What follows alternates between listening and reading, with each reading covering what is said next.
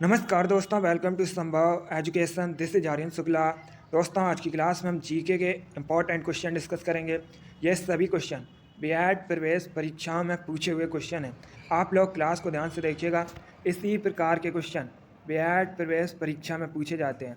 And class के अंत में बताइए कि आपके कितने क्वेश्चन राइट निकले। जो क्वेश्चन आए उसे आप लोग कॉपी में नोट डाउन कीजिएगा। सबसे पहले क्लास को लाइक करिए, अपने फ्रेंड ग्रुप सभी जगह शेयर कर दीजिए ताकि ज़्यादा से ज़्यादा लोग जुड़ सकें।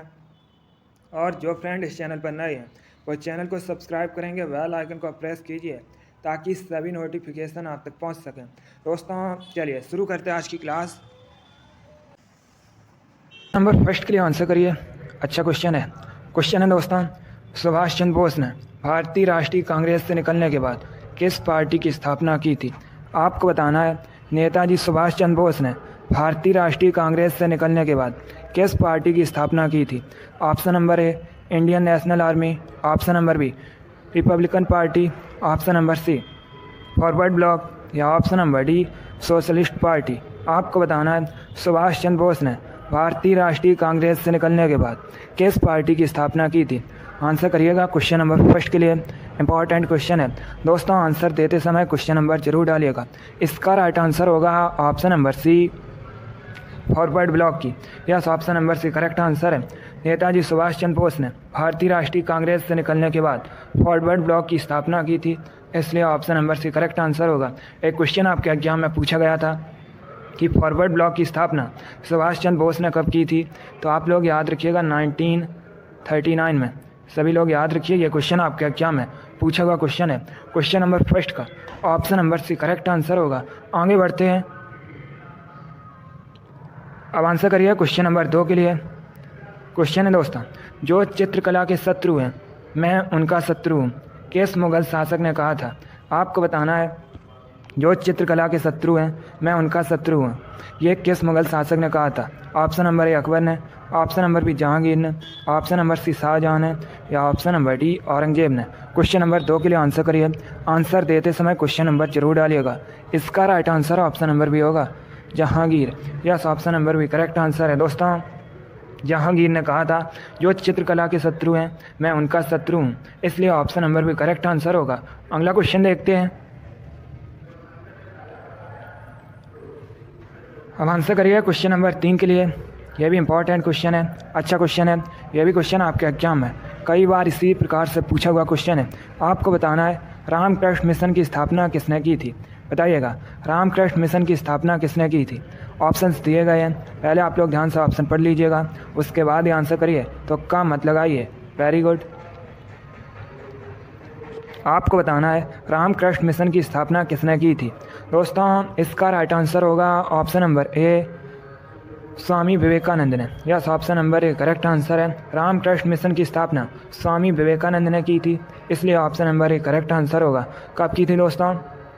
1897 में की थी, 1897 में की थी। आप लोग याद रखिएगा, ऐसे भी क्वेश्चन पूछ लेते हैं। स्वामी विवेकानंद ने रामकृष्ण मिशन की स्थापना कब की थी? तो आप लोग याद रखिएगा 1897 में। रामकृष्ण परमहंस ये दोस्तों स्वामी विवेकानंद के गुरु थे। आगे बढ़ते हैं, अब आंसर करिए क्वेश्चन नंबर 4 के लिए। ये भी अच्छा क्वेश्चन है, इंपॉर्टेंट है, आपके एग्जाम में पूछा हुआ क्वेश्चन है। आपको बताना है स्वराज पार्टी की स्थापना किस सन में हुई थी? बताइएगा, स्वराज पार्टी की स्थापना किस सन में हुई थी? ऑप्शन दिए गए हैं। गुड दोस्तों, आपके एग्जाम में इसी प्रकार के हिस्ट्री क्वेश्चन पूछे जाते हैं, इसलिए आप लोग ध्यान से क्लास को देखिएगा। देखिए, जीके में हिस्ट्री के इसी प्रकार के क्वेश्चन पूछे जाते हैं। कुछ इसमें ऐसे क्वेश्चन भी हैं जो आपके एग्जाम में कई बार पूछे गए हैं। गुड, आपको अभी आंसर देना है स्वराज पार्टी की स्थापना किस सन में की गई थी। चलिए सभी लोग आंसर करिएगा। इसका right answer option number D होगा 1923 में। Yes, option number D correct answer है दोस्तों। 1923 में स्वराज पार्टी की स्थापना की गई थी, इसलिए option number D correct answer होगा। अब आपसे एग्जाम में क्वेश्चन पूछ सकते हैं कि स्वराज पार्टी की स्थापना किसने की थी? तो आप लोग याद रखिएगा CR दास ने और दोस्तों मोतीलाल नेहरू ने मिलकर स्वराज पार्टी की स्थापना की थी 1923 में। चलिए क्वेश्चन नंबर 4 का option number D correct answer होगा। आगे बढ़ते हैं, अब आंसर करिए क्वेश्चन नंबर 5 के लिए। यह भी अच्छा क्वेश्चन है। आपको बताना है पाल वंश का संस्थापक कौन था? बताइएगा, पाल वंश का संस्थापक कौन था? Option number A Gopal, option number B Dharmapal, option number C Devapal या ऑप्शन नंबर डी इनमें से कोई नहीं, नन ऑफ दीज। आपको बताना है पाल वंश का संस्थापक कौन था। Very good, right answer option number A होगा Gopal. Yes, option number A correct answer है दोस्तों। पाल वंश का संस्थापक गोपाल था, इसलिए option number A correct answer होगा। एक क्वेश्चन एग्जाम में पूछा जाता है कि विक्रमशिला विश्वविद्यालय की स्थापना किसने की थी, तो आप लोग याद रखिएगा दोस्तों, धर्मपाल ने विक्रमशिला विश्वविद्यालय की स्थापना की थी। चलिए, इसका right answer option number A होगा। पाल वंश का संस्थापक गोपाल था। आगे बढ़ते हैं, अब आंसर करिए क्वेश्चन नंबर 6 के लिए। यह भी अच्छा क्वेश्चन है दोस्तों। आपको बताना है किसने कहा था स्वराज मेरा जन्म सिद्ध अधिकार है और मैं इसे लेकर रहूँगा। यह भी क्वेश्चन आपके एग्जाम में कई बार पूछा हुआ क्वेश्चन है। बताइएगा किसने कहा था स्वराज मेरा जन्म सिद्ध अधिकार है और मैं इसे लेकर रहूँगा। ऑप्शन दिए गए हैं, ध्यान से ऑप्शन पढ़ लीजिए और राइट आंसर करिएगा। वेरी गुड, बहुत अच्छे दोस्तों। इसका राइट आंसर ऑप्शन नंबर भी होगा बाल गंगाधर तिलक ने। यस, ऑप्शन नंबर भी करेक्ट आंसर है दोस्तों। बाल गंगाधर तिलक ने कहा था स्वराज मेरा जन्म सिद्ध अधिकार है और मैं इसे लेकर रहूँगा, इसलिए ऑप्शन नंबर भी करेक्ट आंसर होगा। बाल गंगाधर तिलक को दोस्तों लोकमान की उपाधि से भी सम्मानित किया गया है। आगे बढ़ते हैं, क्वेश्चन नंबर 7 के लिए आंसर करिए। थोड़ा सा कठिन क्वेश्चन है, बट आप लोग आंसर देने की कोशिश कीजिएगा। आपको बताना है प्राचीन सिक्कों पर वीणा बजाते हुए दिखाया गया हिंदू राजा कौन था।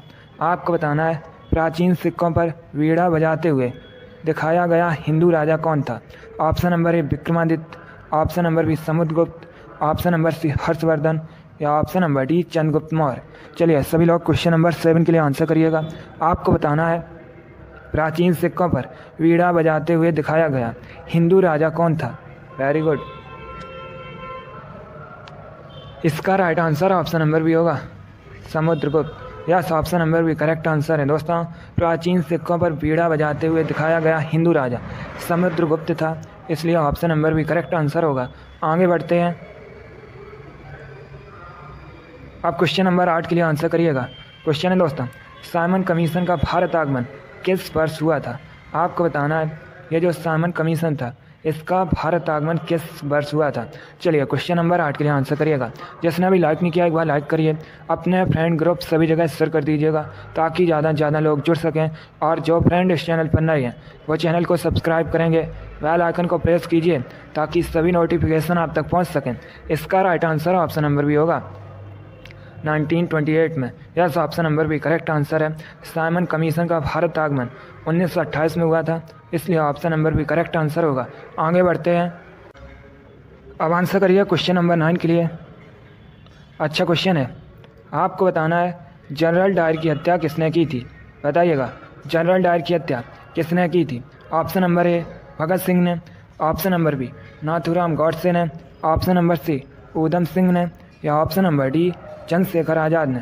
क्वेश्चन नंबर 9 के लिए आंसर करिएगा। आपको बताना है जनरल डायर की हत्या किसने की थी। दोस्तों ये सभी टॉप के क्वेश्चन हैं। आप लोग क्लास के अंत में अपना स्कोर जरूर बताइए कि आपके कितने क्वेश्चन राइट निकले। गुड, इसका right answer option number C होगा Udham Singh. Yes, option number C correct answer है। जनरल डायर की हत्या ऊधम सिंह ने की थी, इसलिए option number C correct answer होगा। आगे बढ़ते हैं, क्वेश्चन नंबर 10 के लिए आंसर करिए। यह भी अच्छा क्वेश्चन है। आपको बताना है निम्नलिखित में से भारत का सबसे पुराना स्मारक कौन सा है। ये 4 ऑप्शन दिए गए। Option number A Qutub Minar, option number B Taj Mahal, option number C Khajuraho या ऑप्शन नंबर डी अजंता की गुफाएं। आपको बताना है निम्न में से भारत का सबसे पुराना स्मारक कौन सा है। चलिए, क्वेश्चन नंबर 10 के लिए आंसर करिएगा। वेरी गुड, इसका right answer option number D होगा अजंता की गुफाएं। Yes, option number D correct answer है दोस्तों। इनमें से भारत का सबसे पुराना स्मारक अजंता की गुफाएं हैं, इसलिए option number D correct answer होगा। अब आपसे एग्जाम में क्वेश्चन और पूछा जा सकता है कि अजंता की गुफाएं ये कहाँ स्थित हैं, तो ये दोस्तों महाराष्ट्र में स्थित हैं। आगे बढ़ते हैं, क्वेश्चन नंबर 11 के लिए आंसर करिए। क्वेश्चन है दोस्तों जहांगीर के निर्देश पर किसने अबुल फजल की हत्या कर दी थी। आपको बताना है किसने दोस्तों जहांगीर के निर्देश पर अबुल फजल की हत्या कर दी थी। आंसर करिए क्वेश्चन नंबर 11 के लिए। अच्छा क्वेश्चन है। गुड, इसका right answer option number A होगा वीर सिंह बुंदेला ने। Yes, option number A correct answer है दोस्तों। जहांगीर के निर्देश पर वीर सिंह बुंदेला ने अबुल फजल की हत्या कर दी थी, इसलिए option number A correct answer होगा। आगे बढ़ते हैं, क्वेश्चन नंबर 12 के लिए आंसर करिए। ये क्वेश्चन आपके एग्जाम में पूछा हुआ क्वेश्चन है। आपको बताना है मुग़ल काल की राज की भाषा क्या थी, बताइएगा। मुग़ल काल की राज की भाषा क्या थी? ए उर्दू, बी फारसी, सी तुर्की या डी अरबी। आपको क्वेश्चन नंबर 12 के लिए आंसर करना है। आपको बताना है मुग़ल काल की राज की भाषा क्या थी। Good, right answer option number B होगा, Farsi. Yes, option number B correct answer है दोस्तों। मुग़ल काल की राज की भाषा फारसी थी, इसलिए option number B correct answer होगा। अगला क्वेश्चन देखते हैं।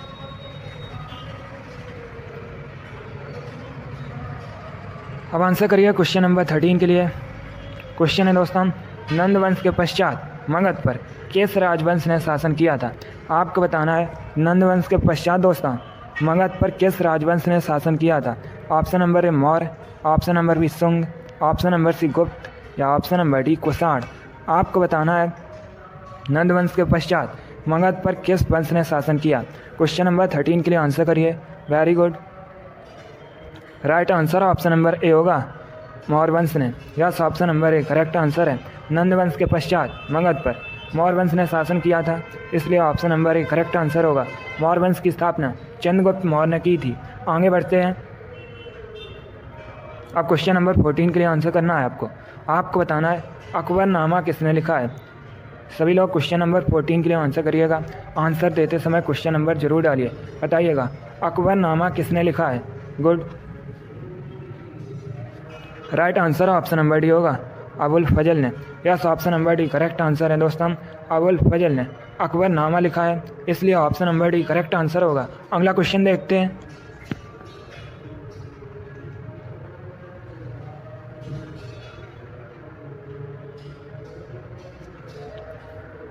अब क्वेश्चन नंबर 15 के लिए आंसर करिएगा। सभी लोग पहले ध्यान से क्वेश्चन पढ़िए, उसके बाद ही आंसर दीजिए। Very good. क्वेश्चन है दोस्तों, भक्त तुकाराम कौन से मुग़ल सम्राट के समकालीन थे? आपको बताना है भक्त तुकाराम कौन से मुग़ल सम्राट के समकालीन थे। क्वेश्चन नंबर 15 के लिए आंसर करिए। वेरी गुड, इसका right answer option number C होगा, जहांगीर के। Yes, option number C correct answer है दोस्तों। अब आंसर करिए क्वेश्चन नंबर 16 के लिए। ये मोस्ट इंपॉर्टेंट क्वेश्चन है, क्योंकि ये क्वेश्चन आपके एग्जाम में कई बार इसी प्रकार से पूछा हुआ क्वेश्चन है। आपको बताना है किसने कहा था तुम मुझे खून दो मैं तुम्हें आज़ादी दूंगा। बताइएगा किसने कहा था तुम मुझे खून दो मैं तुम्हें आज़ादी दूंगा। Option number A Bhagat Singh ने, option number B Chandrashekhar Azad ने, option number C Aurobindo Ghosh ने या option number D Subhash Chandra Bose ने। चलिए क्वेश्चन नंबर 16 के लिए आंसर करिएगा। बताइएगा किसने कहा था तुम मुझे खून दो मैं तुम्हें आज़ादी दूंगा। अच्छा क्वेश्चन है, इंपॉर्टेंट है, कई बार आपके एग्जाम में पूछा हुआ क्वेश्चन है, आगे भी पूछा जा सकता है। इसका right answer option number D होगा, सुभाष चंद्र बोस ने। Yes, option number D correct answer है दोस्तों। सुभाष चंद्र बोस ने कहा था तुम मुझे खून दो मैं तुम्हें आज़ादी दूंगा, इसलिए option number D correct answer होगा। आगे बढ़ते हैं, क्वेश्चन नंबर 17 के लिए आंसर करिएगा। क्वेश्चन है दोस्तों, महाराष्ट्र में शिवाजी उत्सव एवं गणेश चतुर्थी किसने शुरू कराया था? आपको बताना है महाराष्ट्र में शिवाजी उत्सव एवं गणेश चतुर्थी किसने शुरू कराया था। सभी लोग क्वेश्चन नंबर 17 के लिए आंसर करिएगा। वेरी गुड, ये सभी इंपॉर्टेंट क्वेश्चन है। इसका राइट आंसर होगा option number C, Bal Gangadhar Tilak ने। Yes, option number C correct answer है दोस्तों। महाराष्ट्र में शिवाजी उत्सव और गणेश चतुर्थी बाल गंगाधर तिलक जी ने शुरू कराया था, इसलिए option number C correct answer होगा। आगे बढ़ते हैं, अब क्वेश्चन नंबर 18 के लिए आंसर करिए। आपको बताना है चाणक्य का अन्य नाम क्या था। सभी लोग आंसर करिएगा क्वेश्चन नंबर 18 के लिए। बताइएगा चाणक्य का अन्य नाम क्या था। दोस्तों चाणक्य ये चंद्रगुप्त मौर्य के गुरु थे। चंद्रगुप्त मौर्य ने मौर्य वंश की स्थापना की थी, अभी मैंने आपको बताया भी था। एक क्वेश्चन और एग्जाम में पूछ लेते हैं कि अर्थशास्त्र नामक ग्रंथ की रचना किसने की, तो आप लोग याद रखिएगा चाणक्य ने। इसका right answer option number B होगा, Vishnugupta. Yes, option number B correct answer है। चाणक्य का अन्य नाम विष्णुगुप्त है, इसलिए option number B correct answer है। और दोस्तों कौटिल्य भी चाणक्य का ही नाम है। चलिए क्वेश्चन नंबर 18 का option number B correct answer होगा। आगे बढ़ते हैं। क्वेश्चन नंबर 19 के लिए आंसर करिएगा। आपको बताना है लोधी वंश की स्थापना किसने की थी, बताइएगा। लोधी वंश की स्थापना किसने की थी? ए बहलोल लोधी ने, बी सिकंदर लोधी ने, सी इब्राहिम लोधी ने, या डी इनमें से कोई नहीं, नन ऑफ दीज। आपको बताना है लोधी वंश की स्थापना किसने की थी।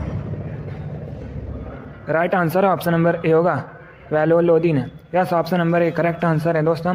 लोधी वंश बहलोल लोधी ने की थी, इसलिए option number A correct answer है। एक क्वेश्चन आपके एग्जाम में पूछा गया था, लोधी वंश का अंतिम शासक कौन था? तो याद रखिएगा दोस्तों, इब्राहिम लोधी लोधी वंश का अंतिम शासक था। क्वेश्चन नंबर 19 का option number A correct answer है। लोधी वंश की स्थापना बहलोल लोधी ने की थी। अगला क्वेश्चन देखते हैं। अब क्वेश्चन नंबर 20 के लिए आंसर करिए। क्वेश्चन है, प्राचीन भारत का प्रसिद्ध शासक कौन था जिसने अपने जीवन के अंतिम दिनों में जैन धर्म अपनाया था? आपको बताना है प्राचीन भारत का प्रसिद्ध शासक कौन था जिसने दोस्तों अपने जीवन के अंतिम दिनों में जैन धर्म अपना लिया था। ऑप्शन दिए गए, option number A Samudragupta, option number B Bindusara, option number C Chandragupta, या option number D Ashoka. Question number 20 के लिए आंसर करिएगा। गुड, इसका right answer option number C होगा, Chandragupta. Yes, option number C correct answer है दोस्तों। चंद्रगुप्त ने अपने जीवन के अंतिम दिनों में जैन धर्म अपना लिया था, इसलिए option number C correct answer होगा। आगे बढ़ते हैं। क्वेश्चन नंबर 21 के लिए आंसर करिए। अब आपको बताना है सेल्यूकस निकेटर को किसने पराजित किया था, बताइएगा। सेल्यूकस निकेटर को किसने पराजित किया था? ए अशोक ने, बी चंद्रगुप्त मौर्य ने, सी बिंदुसार ने, या डी अजातशत्रु ने। आपको बताना है सेल्यूकस निकेटर को किसने पराजित किया था। Good, right answer option number B होगा, चंद्रगुप्त मौर्य ने। Yes, option number B correct answer है। चंद्रगुप्त मौर्य ने सेल्यूकस निकेटर को पराजित किया था, इसलिए option number B correct answer है। आगे बढ़ते हैं। क्वेश्चन नंबर 22 के लिए आंसर करिए। अब आपको बताना है चोल वंश की स्थापना किसने की थी, बताइएगा। चोल वंश का संस्थापक कौन था? गुड,